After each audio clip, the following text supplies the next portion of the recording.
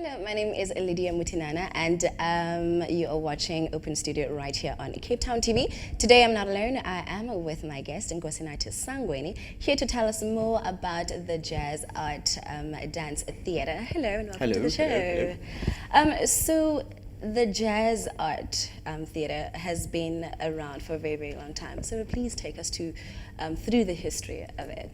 It was started by Sonia Meyer in 1973. She initially started it as a jazz studio, and from that point on, she then handed it over to Sue Parker, who then sold it to Alfred Hinkle, and then through that, there've also been other artistic directors who've come through and have been part of Jazz Arts in its leadership. Yeah.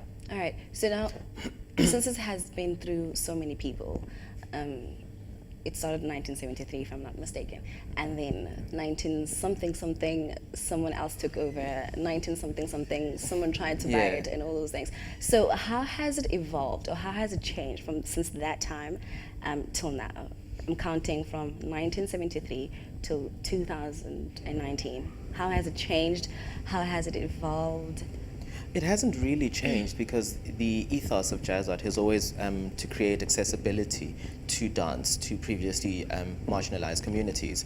So it went from being a protest dance company during the apartheid era to now giving accessibility to previously disadvantaged kids. So it's always been about the community for the community, and that has always been at the core of what the organization has been about. And through the years, yes, things have changed and artistic directors have changed, but we've been fortunate that everybody who's come through as a director have always been passionate about the youth, have always been passionate about communities. So in its evolution, it's grown stronger, it's grown wiser, but not the core has not changed. It has always stayed the same. Right. Let's go back a bit. You said at first it was started as a protest dance theater. For someone out there who doesn't know what that means. So when Sonia Meyer started it was just a jazz studio where she just would teach jazz as a movement and trying to get people who are not allowed to be on stage with other people on stage. And then when Sonia Meyer took it on, she also had the same passion.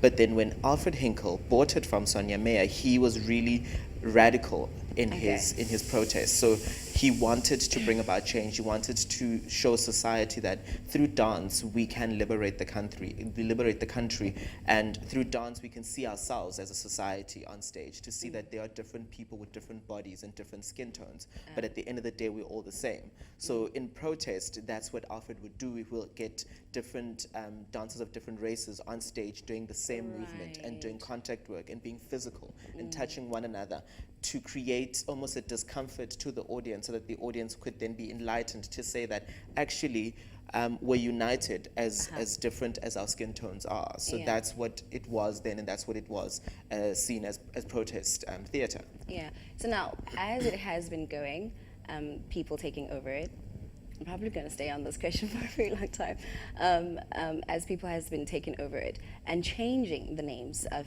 the outside organization. But has it lost its core, or how can I put it? Has it lost its function, as in like it's a dance theater? Has it lost that due to like, since there has been so many people and with so many names? It started as a dance studio, right? So it was Jazz Art Dance Studio when Sonia Meyer had it. And then Sue Parker took over. It was still Jazz Art Dance Studio, but when Alfred took it over, it became Jazz Art Dance Theatre. And the reason why it became dance theatre was so that it encompasses everything that is performance art. So we don't only focus just on dance as a medium of discipline. We're also, as graduates of jazz art, are exposed to other aspects of the theatre. So that it becomes more holistic. And to get back to your question, no, nothing has changed and nothing has been taken away, but the name has kind of clarified what the organization is and what it stands for. So through the years, it started out as just a simple name, and in moving forward, we've kind of felt that it was important that we clarify what it is. So in jazz art, dance theater, it's clarifying. And now as you see, our logo is jazz art, dance theater, Yeah. focusing a lot on the ZA, which is uniquely South African. You know what I mean? It's a company that's uniquely South African and Right. African, yeah. Yeah. So it has been receiving awards. It is an award-winning organization. Why is that? And what kind, or the awards that, take me through the awards that you have received, and also why are you receiving awards? I have no idea why you're receiving awards. I don't know why people are doing that. Part of, I mean, I guess once an organization receives awards, it's just a pat on the back to say that the industry recognizes what you do, the industry sees what you're doing. Our most recent award is that we received something from the WCED to just say thank you for contributing to designing of the curriculum of dance that is about to be rolled out into the schools right now. It's just, I think, to say thank you to us. But the organization does not strive to receive awards. You know what I mean? We strive to bring about change. We strive to give opportunities. But the awards are a pat on the back, and we're grateful for them. But Yeah. it's not really a thing. You just said you strive. Okay. Well, that would have taken me to the next question, as in like, oh, to bring about change. Yes, that's what you said. You strive to bring about change. And how do you use dance as a tool to address social ills? I think the most important thing that Jazz Art stands for is that we are a reflection of what society is. So we are a mirror of what society is. So we try and highlight the current affairs of what's going on in the country right now and how that is affecting society. So it's very important for society to see themselves through us.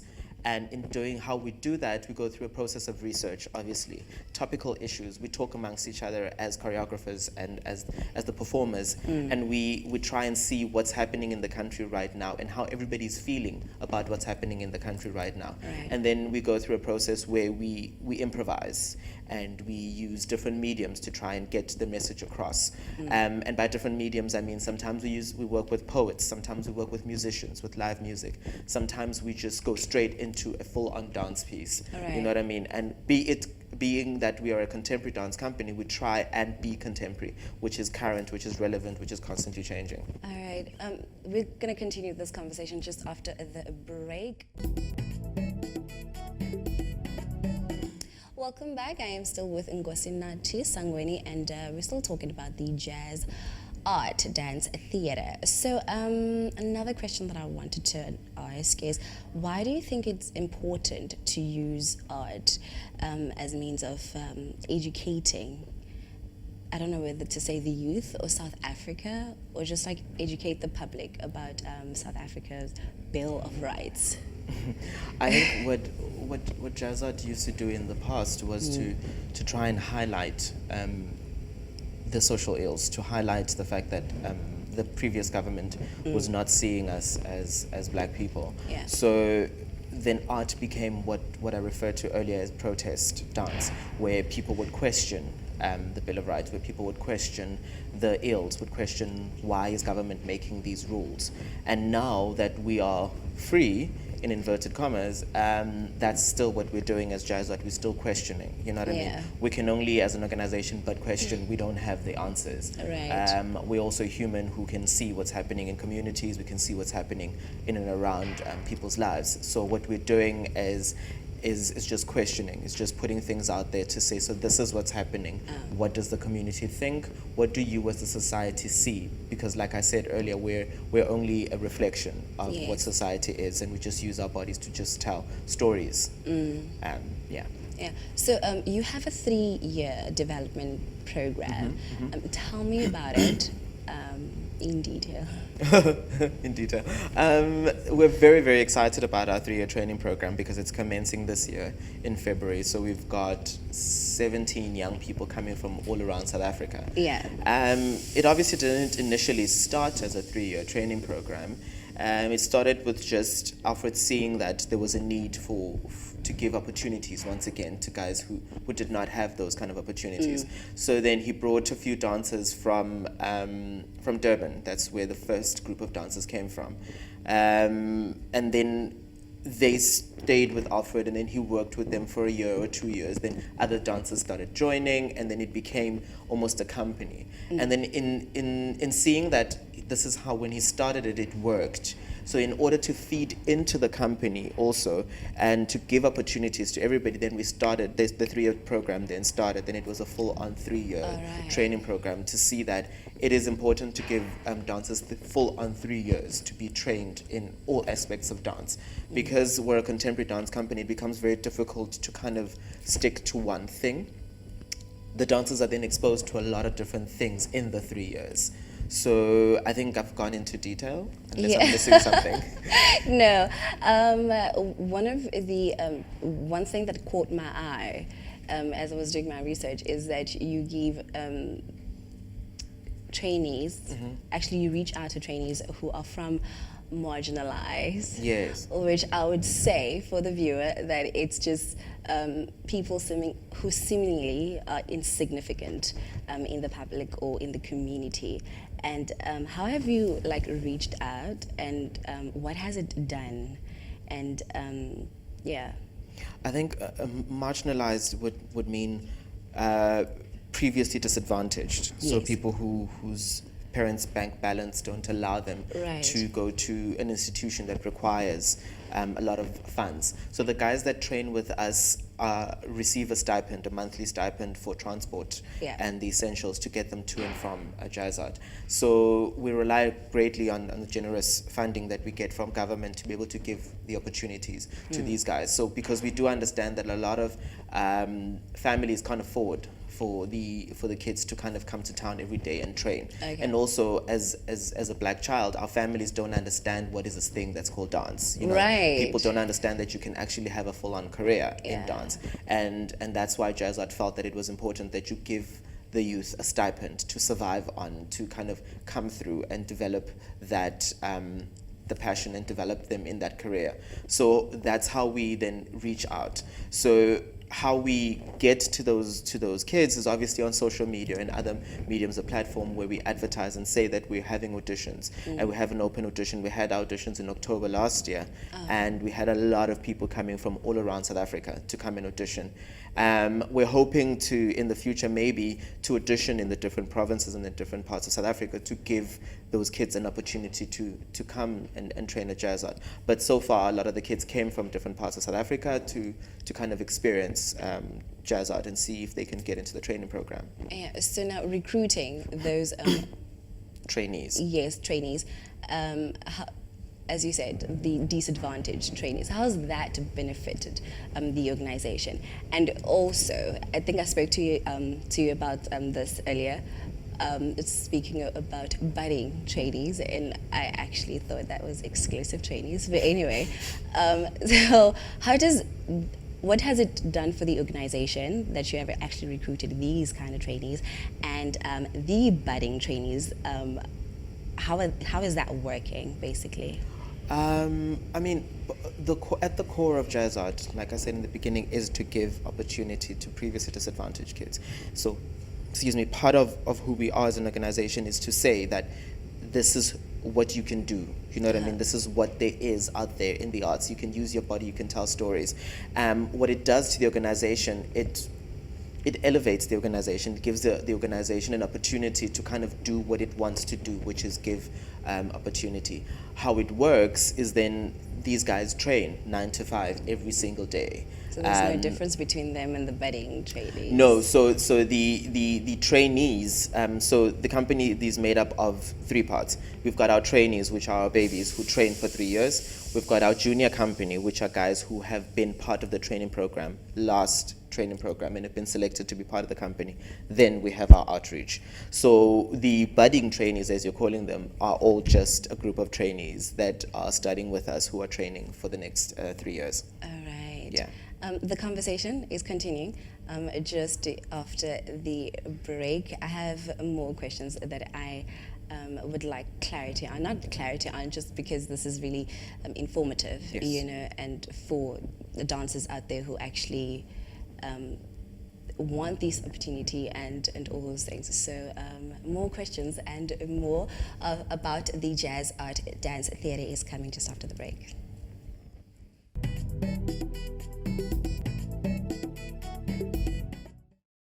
Welcome back. We are still talking about the Jazz Art Dance Theatre. So you have an outreach program, is it? Yes. What is it and what do you do there?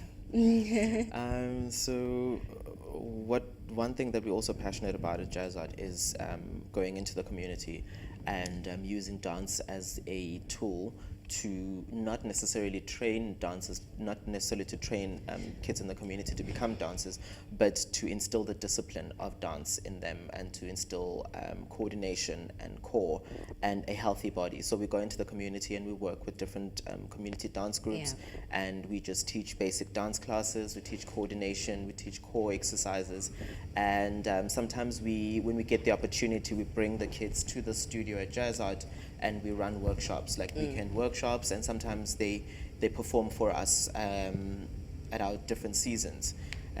So our outreach work is basically just to give children an alternative to sports, to give children an alternative to what's happening out in the communities, just so that kids are away from all the nonsense that's happening out there. So are those the classes for the beginners? No. Okay, that's So separate. That's separate, yeah. Okay. So our evening classes run Monday and Tuesday.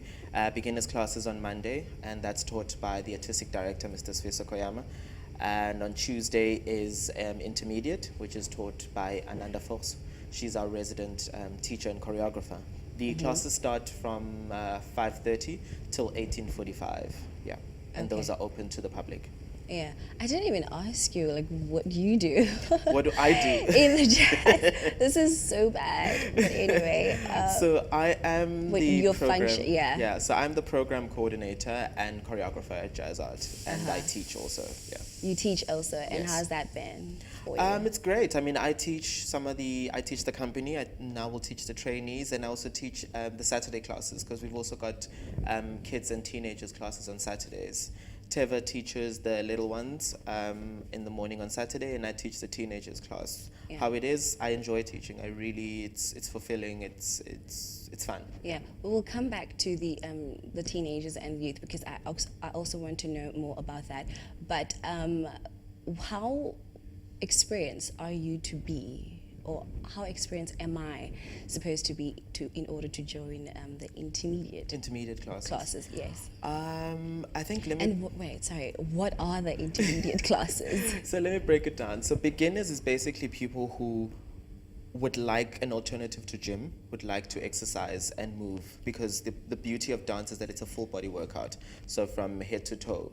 And then intermediate are people who have dance experience, so people who've danced before, people who are currently performers or training, and who have an understanding of their physicality. So intermediate is just a step up from what beginners is, yeah.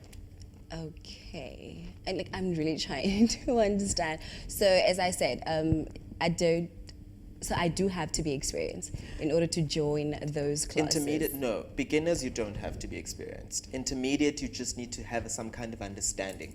Because what I must just highlight is that our open classes are for the public. So these are not people who are dancing sometimes 9 to 5 every day. These are people who have regular jobs, who'd like to exercise and be physical. So even our intermediate classes, it's just the pace at which the class is just a little bit faster.